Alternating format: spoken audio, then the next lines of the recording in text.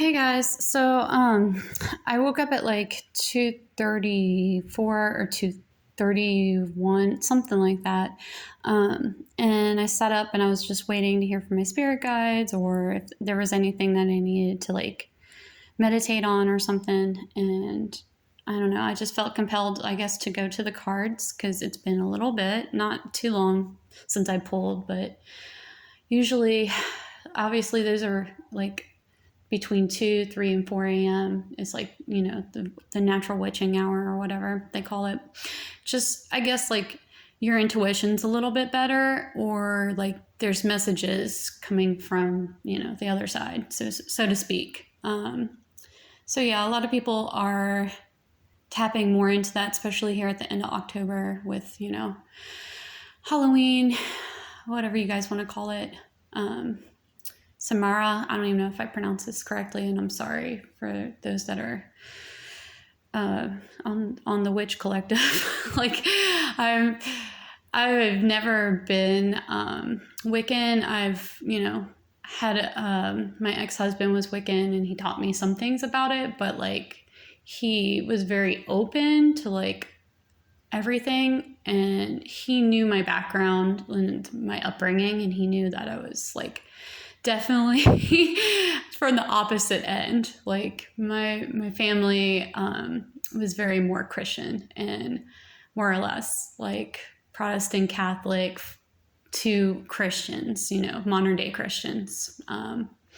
So yeah, I was just, when we first met, it was crazy. Like we connected instantly and things were great, but it was like such a contrast, which I also enjoyed too. But I was always open-minded. I've always been like towards any religion, like, because I don't discriminate when it comes to religion. I think everyone has a right to have freedom of expression and to be whatever they feel like is their means to source or energy or the universe or whatever you want to call it.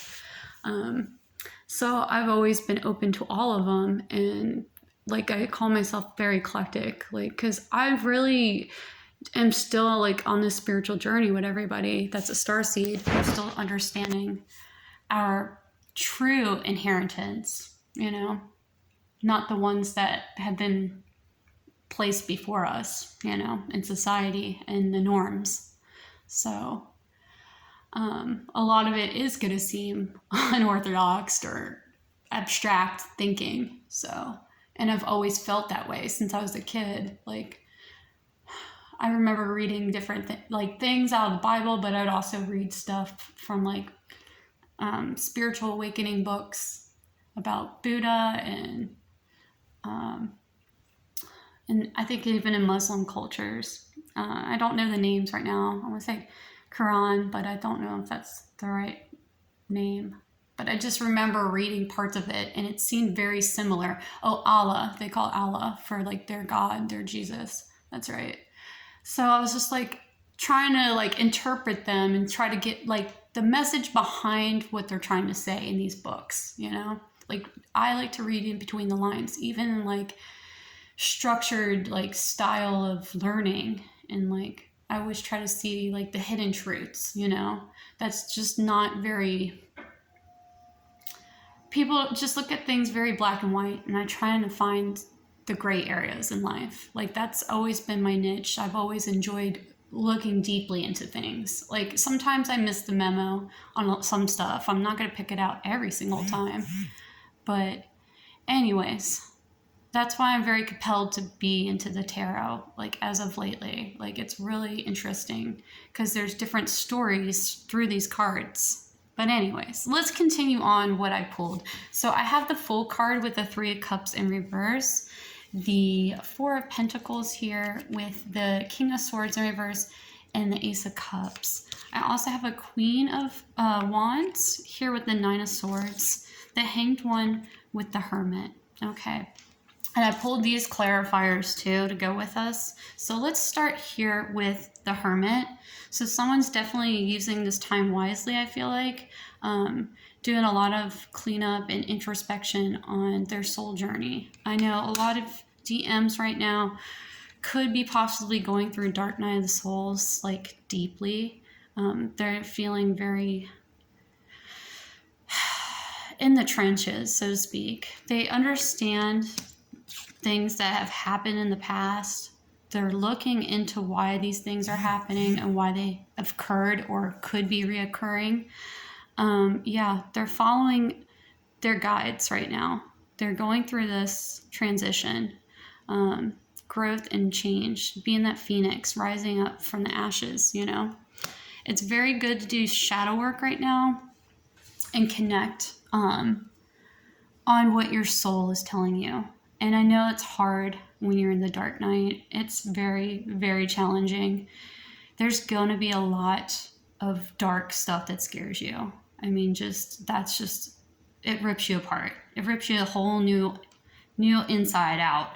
But just keep following your guides and listen. Just listen to that deep, deep part inside yourself that you know you can do this and you got this and you believe in that and you follow that light inside of you. I know it's dim right now and it's hard to see through all the stuff that's going on in your mind.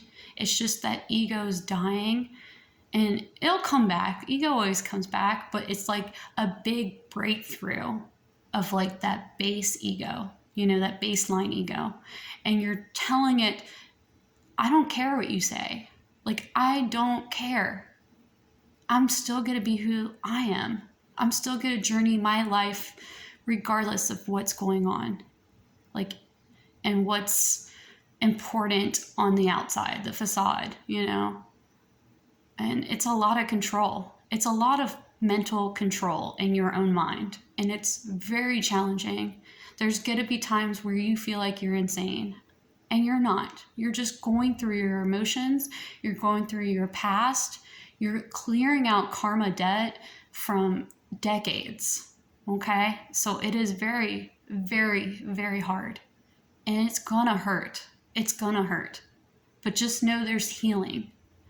Do your grounding work. Do your shadow work. Go outside. Put your feet in the ground. Put it in the soil. Who cares if people are looking at you crazy?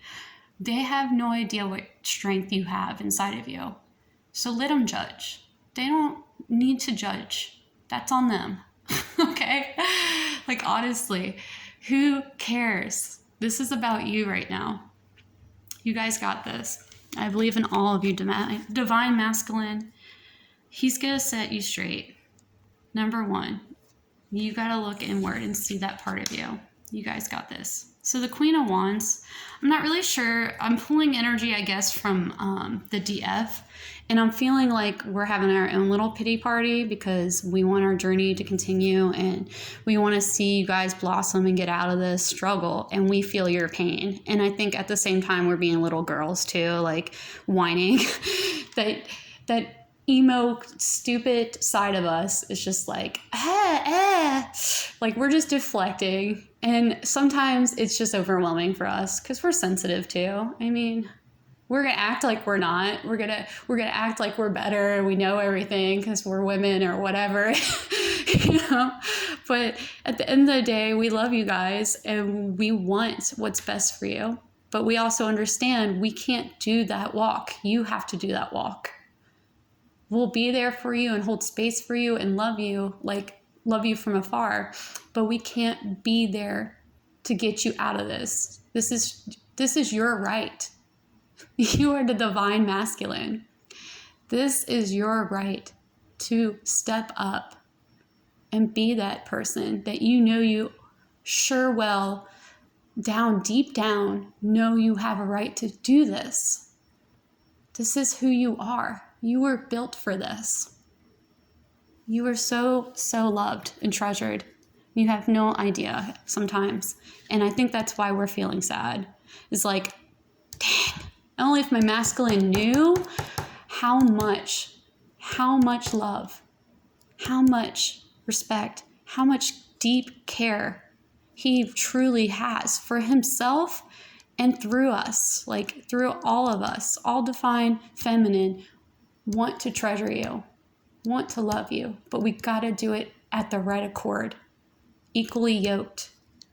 And there's stuff that we're still clearing up on our karma end. So it's not just you guys that's feeling that energy, but it's just a lot of divine masculine are going through it So there's, I guess, conversations awaiting, or more interest in, like, I guess, what's going on with Divine Feminine on this journey. And I feel like a lot of the talking also is,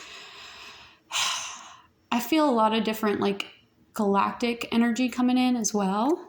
So I'm feeling like more messages from beyond even our comprehension right now trying to come in and talk to us. And I've been very guided to, like, light languages as of lately, and I don't understand a nick of it, but, like, there's times where I think I understand some of the language or some words, and they speak to me. And I don't know if it's just me and just me being a very imaginative person, but it just feels like they're trying to send me a message of love and peace, but also, like, of what's been going down for centuries, and they've seen it, and they know that we're here to cure this crazy spiritual warfare or disease in humanity.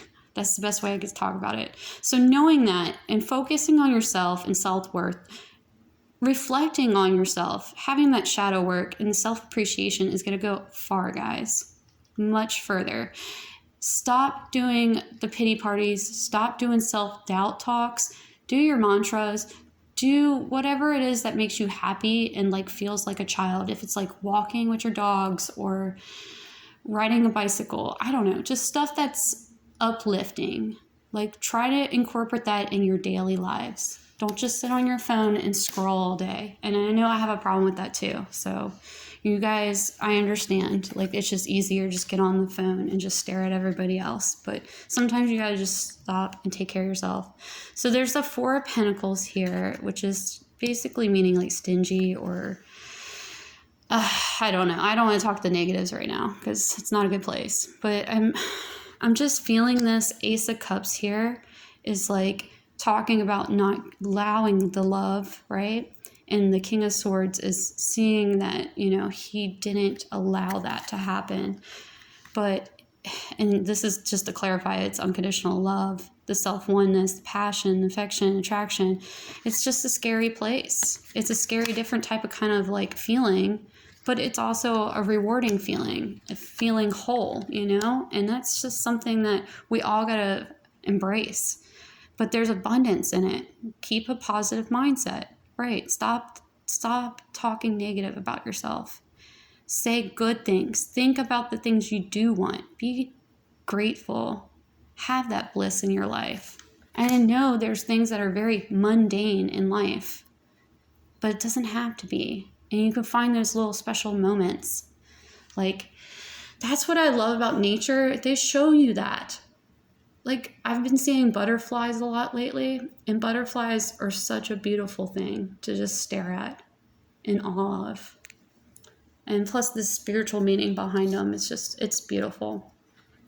Fool, and I'm going to say this about three's a company or third parties or maybe collaborations that just didn't pan out, didn't work out.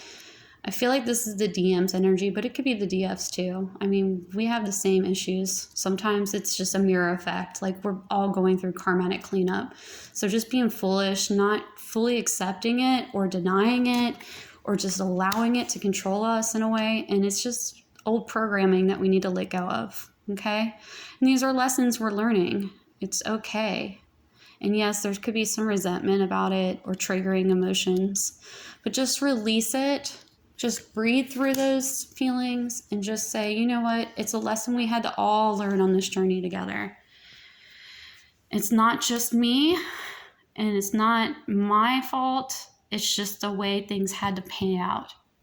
So just continue to love yourself, nurture yourself. Don't throw pity parties. Do your introspection, do your shadow work. Write the things down that you're fearful of and burn them. I've done that when I was doing my dark shadow work, and I might do it again just for the eclipse, just as a reminder. But definitely when you're going through your dark night, it helped just to burn it up into the ethers. It just, like, clears it out.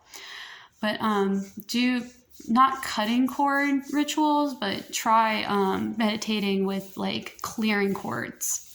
Because I think when you cut a cord, it, like, sends negative energy out there in a way.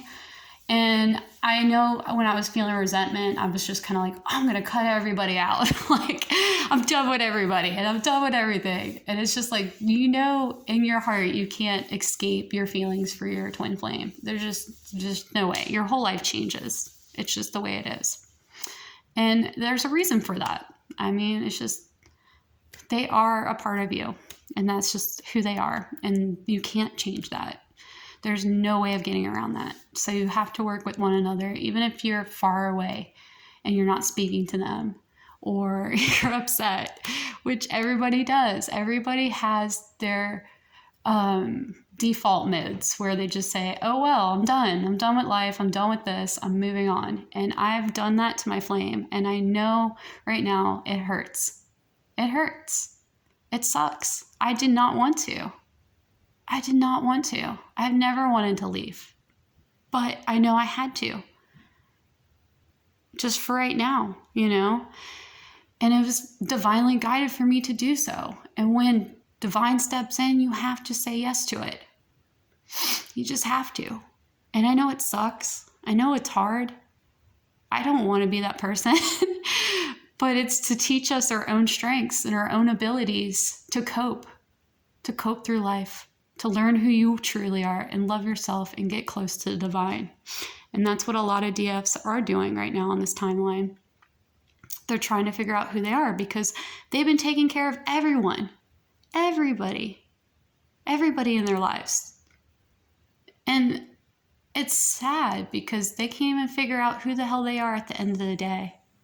Because they have had to take care of husbands, take care of kids for centuries.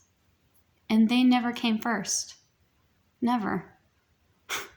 And it's been like this for decades. And I just had a long talk with my mom about this. Like, it's hard. It is so hard. It's so hard. In fact, like, I hadn't talked with her for a long time because of these things that are going on with my spiritual awakening. And I just know she was fearful of me doing the tarot. And I was like, well, it's okay. You know, I understand because old programming taught you that it was, you know, devil work or whatever. I'm like, so what? You know what? They brainwashed you. It's okay. You had fear about the unknown. I get it. And she does that because it's a defense mechanism and it's just her way of coping with the unknown. And I get it. I totally get it. And she apologized in the way she does. Like, she didn't mean it. But it's not like a full apology, but it's still, she meant well. You know what I mean? It's just, she has a hard time with that. And it's just the fact that she doesn't like to be wrong. And I'm not saying that she was wrong for what she did, but I think like the tacking part was kind of like not very constructive. And I feel like that's been a challenge for me with her my entire life. And I love her to death. This is not me bashing my mom. My mom is awesome. She's great. She's loving. She's caring. She's a free spirit. She's a big, big-hearted person. And I know she's always felt the same kind of feelings I feel. And I just think she's had a harder time experiencing certain things in her childhood too, that she's just working out. So sometimes I feel like that energy comes up, you know, and I feel like my mom just needs to do her healing, her shadow work on her own level. And she probably just didn't understand what I was getting involved in. She probably thought the worst because what parent doesn't do this, you know? All parents want their kids to like excel and be good and be happy and, you know, be carefree. So when she sees things that she doesn't understand or she's fearing those things, of course, she's going to get defensive and upset or lash out. I mean, we all do. We all have that moment where we're lost or we're scared. So we allow the fear to take over. And then what happens is we either separate ourselves from people and places and things that we care about, or we lash out at them. And you know, sometimes it's just really, really tough. It's really tough.